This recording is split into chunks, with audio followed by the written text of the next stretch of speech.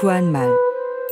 조선의 여성은 남성의 가치관이 내면화된 대상으로서 존재할 뿐이었다.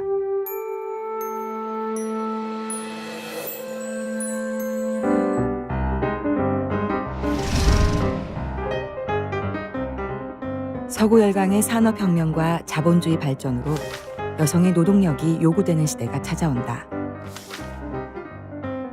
여성의 사회 참여가 늘어남에 따라 더 많은 여성들이 교육과 인권, 민주주의 개념에 점차 눈을 뜨게 된다.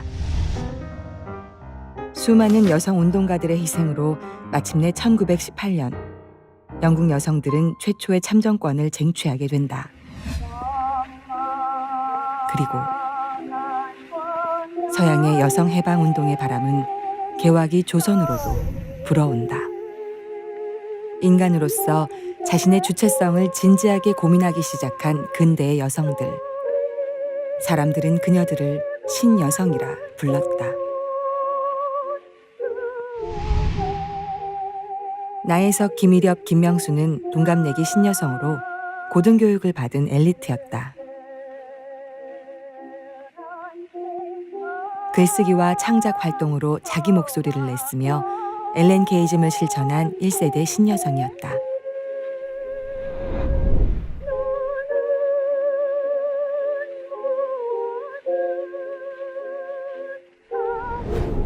자유연애, 자유결혼, 자유이혼. 봉건적 결혼제도에서 벗어나 자기 삶의 결정권을 갖는 것. 여성이 독립된 존재로 살아가기 위한 첫걸음이었다.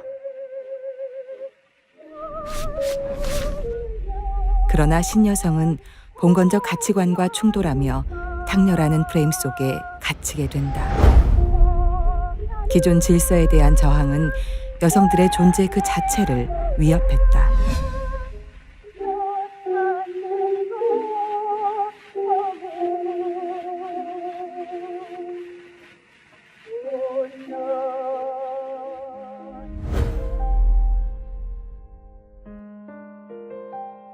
김명수는 근대 여성 문학의 문을 연 우리나라 최초의 여성 등단 작가다. 소설, 시, 희곡, 번역에 이르기까지 전방위적인 집필 활동을 펼쳤다. 김명순의 창작 원동력은 남성 중심의 기존 질서에 대한 저항이었다.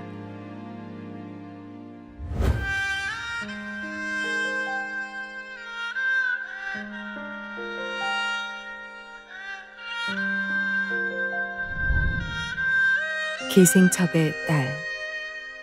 일평생 김명순을 따라다닌 꼬리표였다. 무엇보다도 듣기 싫은 첩이란 이름을 듣지 않을 정숙한 여자가 되어야 하겠다. 그러려면 나는 다른 집 처녀가 가지고 있는 정숙한 여자의 딸이란 팔자가 아니니 그 대신 공부만을 잘해서 그 결점을 감추지 않으면 안 되겠다.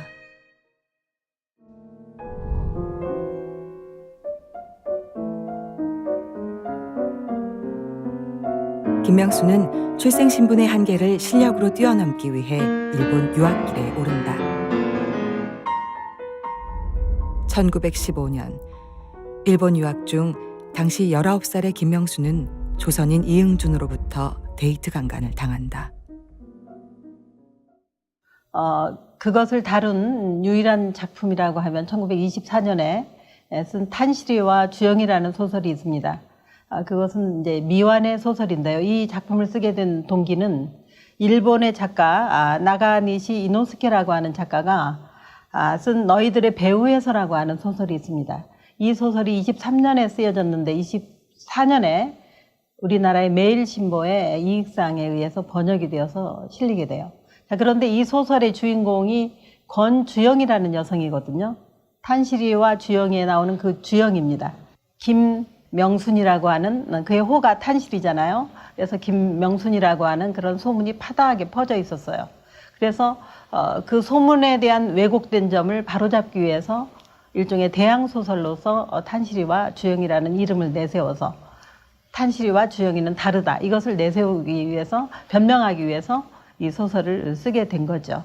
자, 그런데 이제 이 소설은 현재를 다룬 전반부와 과거를 다룬 후반부로 이렇게 나눠지는데 현재에서는 그 자기를 강간했던 태영세라고 하는 그 작품 속의 인물에 대해서 이복 오빠인 김정택이 쥐 같은 작은 그런 아주 폄하하는 그러한 표현을 쓰고 있습니다. 자, 그러나 정작 후반부에 가서 강간당할 그 시점에 와서 작품은 더 이상 쓰지 못하고 중단되게 되는데 그 중단된 이유가 제가 생각을 하기에는 15년에 당했던 강간이 24년 그 작품을 쓸 때까지도 전혀 제대로 치유되지 않았기 때문에 그 트라우마와 직면할 수 없어서 작품을 중단하게 된 한 이유가 되지 않았을까 그렇게 생각하게 되죠. 조선으로 돌아온 김명수는 성폭력의 상처를 이겨내기 위해 글쓰기에 몰입한다. 그리고 1917년 단편소설 의심의 소녀로 조선문단에 정식 등단한다. 그녀의 나이 21살이었다. 그러나 제대로 된 꽃을 피우기도 전에 김명순의 뛰어난 문학성은 남성 문인들의 질투와 시기의 표적이 된다. 김명순을 향한 인신공격과 작품 폄하는 그녀를 조선 문단으로부터 점점 더 고립시켜 나간다. 김명순의 작품을 청춘지에 추천한 이광수마저 그녀의 가슴에 비수를 꽂는다. 당시에 등단한 유일한 여성 작가가 김명순이었고요.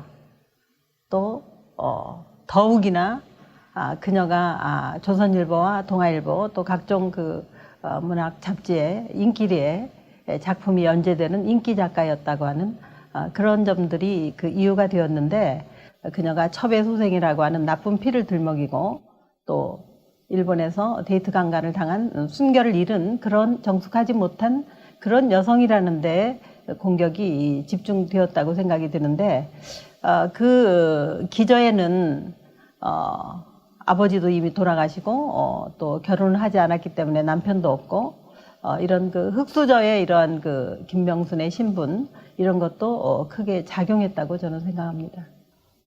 유미주의다 하면은 그 미를 최상의 가치로 추구하는 그런 문학이다 이렇게 얘기할 수가 있는데 김명순의 시나 또는 소설은 이러한 경향이 아주 농후합니다.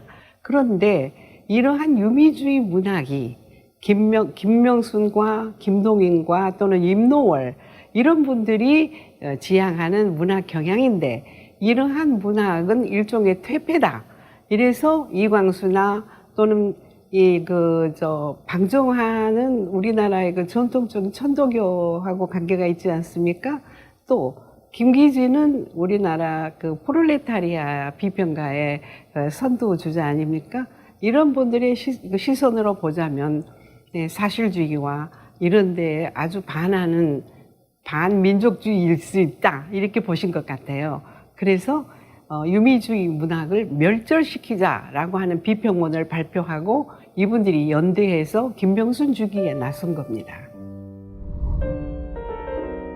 되는 듯 마는 듯한 서름 속에 잡힌 목숨이 아직 남아서 오늘도 괴로움을 참았다. 유리관 속에서 춤추면 살 줄 믿고 일하고 공부하고 사랑하면 재미나게 살 수 있다기에 미덥지 않은 세상 살아왔었다.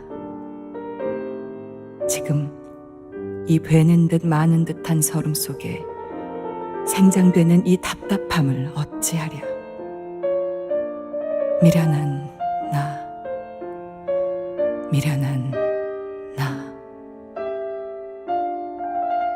김명순이 삶이 어떻게 파괴될 것이라고 하는 배려가 전혀 없이 그야말로 있는 그대로 다 보도를 해버리게 되는 겁니다. 이것도 여성 혐오가 바탕이 된 거예요.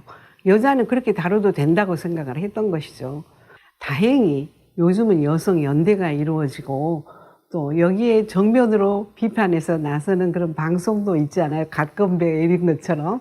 그래서 앞으로는 희망이 있다고 저는 보지만 이 김명순을 계기로 해서 이러한 의식을 사람들을 일깨우는 운동이나 일종의 계몽이나 이런 것들이 더 이루어진다면 김명순의 그 희생이 헛되지 않게 되지 않을까 이렇게 생각합니다.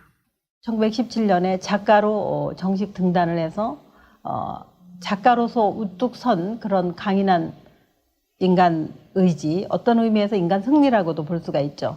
자, 승리했기 때문에 더더욱 남성들의 공격이 더 심해졌다고 보지만 이렇게 어떤 상처를 끌어안고 피해의식에 젖어서 살지 않고 과감하게 자신의 문학을 통해서 적극적으로 대처해 나가는 그런 점이 굉장히 저는 오늘날 살아가는 여성들에게도 많은 그 귀감이 되고 있다 이렇게 생각을 합니다.